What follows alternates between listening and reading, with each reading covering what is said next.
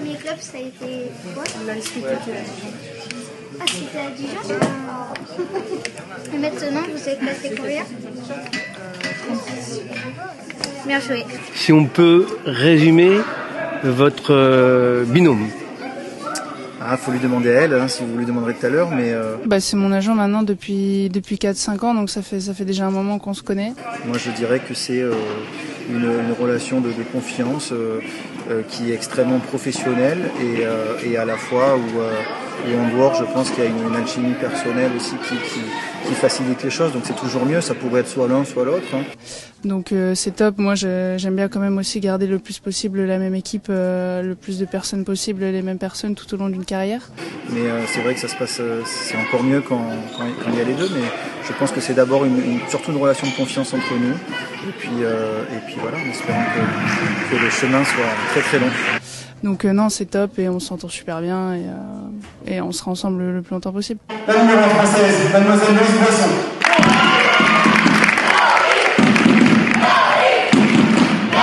Bon Jonathan, de passage au TCBB, pour ne pas le nommer, Tennis Club Boulogne-Billancourt, avec votre joueuse Louise Boisson. Déjà, comment ça va? Parce que la dernière fois qu'on s'est croisés, c'était à Roland-Garros 2025. Très bien, super, tout va bien.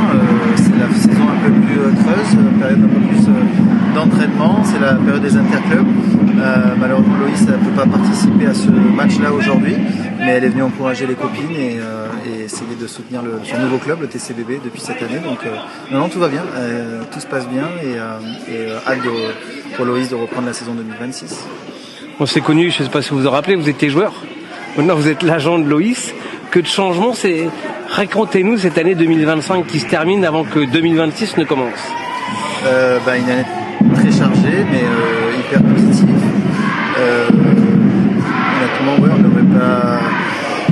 Enfin, c'était une saison très chargée, beaucoup de sollicitations vis-à-vis de Loïs, évidemment, à partir du mois de mai, comme vous en doutez, mais super. Enfin, franchement, nous, on fait ce métier pour ce genre de choses et pour ce genre de sollicitations, ce genre de carrière, donc nous on est là pour l'aider et la guider du mieux possible. Voilà, on est vraiment qu'au tout début de quelque chose, hein. On considère qu'on est vraiment au tout début de sa carrière. Elle a que 22 ans, Loïs, donc elle est vraiment au tout début. Elle n'a pas encore fait une saison pleine, il y a plein de tournois qu'elle n'a pas encore joué. L'Australie qu'elle n'a jamais joué, Wimbledon qu'elle n'a jamais joué, il y a plein de Master 1000 qu'elle n'a jamais joué, donc elle n'a même pas encore fait une saison pleine sur le circuit de WTA. Donc voilà, on va essayer de l'accompagner du mieux possible pendant de nombreuses années. Loïs a des objectifs et une ambition très élevée, donc voilà, on n'est qu'au début du chemin et du parcours. Je sais que vous êtes très discret sur vous-même, Jonathan, mais depuis ce Roland-Garros 2025, votre vie a totalement changé.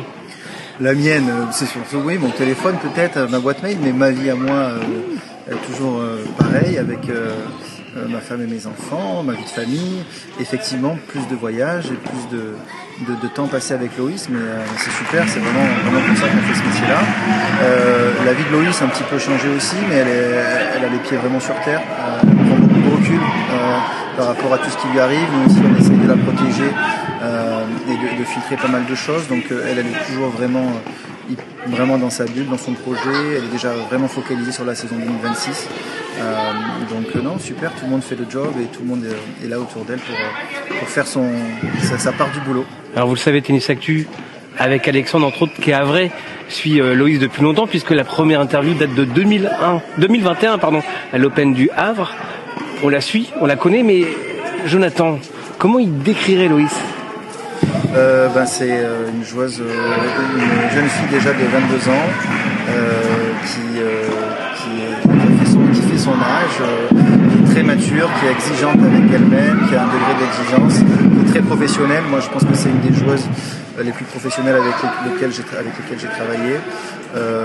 C'est une fille qui est les pieds sur terre, qui est très humble, qui est très travailleuse, très bosseuse et qui, pour les gens qui ne la connaissent pas, a un petit sens de l'humour. Un petit humour qui est très sympa au quotidien, en dehors du cours, à fréquenter au quotidien. Racontez-nous votre rencontre, parce que si mes informations sont bonnes, tout se construit sur l'humain, tous les deux. Hein. Oui, il y a plus de 4 ans, je crois maintenant. Il me semble l'avoir vu jouer pour la première fois sur peut-être Roland Garros Junior. Qu'est-ce qui vous a plu? Moi tout de suite c'était déjà tennistiquement, quand je l'ai vu jouer pour la première fois, c'était vraiment ce qu'elle faisait sur le court, ce qu'elle produisait sur le court déjà. Donc moi vraiment c'est ce qui m'a attiré tout de suite l'œil. J'ai trouvé tout de suite quelque chose de différent par rapport à beaucoup d'autres joueuses avec lesquelles je regardais au quotidien. Je faisais beaucoup de recrutement à l'époque sur des jeunes filles entre 14 et 18 ans. Et tout de suite, ça m'a interpellé la manière dont elles jouaient. Évidemment sur terre battue parce que c'était à Roland-Garros, dans le tournoi junior il me semble. Et puis ensuite on s'est rencontrés, je crois que c'était à Lyon quelques mois plus tard. Et je pense qu'effectivement c'est plus sur l'humain, la relation qu'on a créée dès le début. Et je pense que c'est la confiance qu'elle m'a accordée. Et puis moi je pense qu'elle a tout de suite vu que vraiment je croyais beaucoup en elle et que j'étais vraiment là pour m'inscrire sur du long terme. Évidemment que pas grand monde la connaissait à l'époque. Mais je pense que les gens qui connaissaient un peu le tennis savaient à quel point elle pouvait être une très bonne joueuse et très grande joueuse de tennis. Votre rôle, le fait que vous connaissez le tennis par cœur, maintenant que vous êtes son agent, il est primordial parce que maintenant elle est attendue partout, les médias sont partout. 2026, le plus dur c'est de confirmer, comme on dit. J'espère oui que le fait d'avoir joué un petit peu, alors toute proportion gardée à mon niveau, peut aider à parfois faire des petits choix, prendre des décisions, à connaître beaucoup de gens dans ce milieu-là. Moi je suis dans ce milieu-là d'abord en tant que joueur, puis même en tant qu'agent depuis 10 ans, donc je dirais peut-être 20 ans au total. Donc c'est beaucoup de tri effectivement, de ne pas éviter de tomber dans les pièges un petit peu faciles du tennis, du monde du tennis. Et puis oui, confirmation, vraiment, ça n'a pas plus de pression que ça. Vraiment, pour elle, c'est vraiment le début d'une carrière, le début d'une histoire. Vraiment une première saison dans sa globalité en 2026.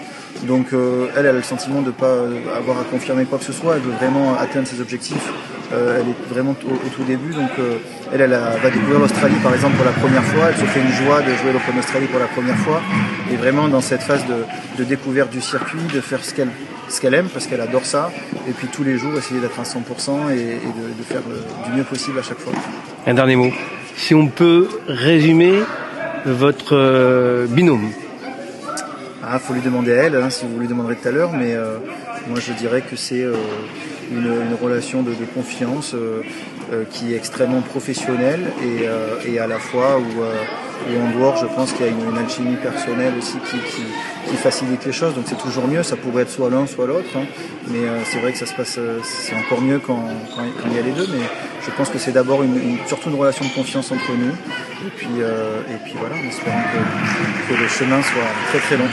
C'est facile le métier d'agent parce qu'on dit que c'est souvent compliqué à gérer psychologiquement, dans la vie, le quotidien.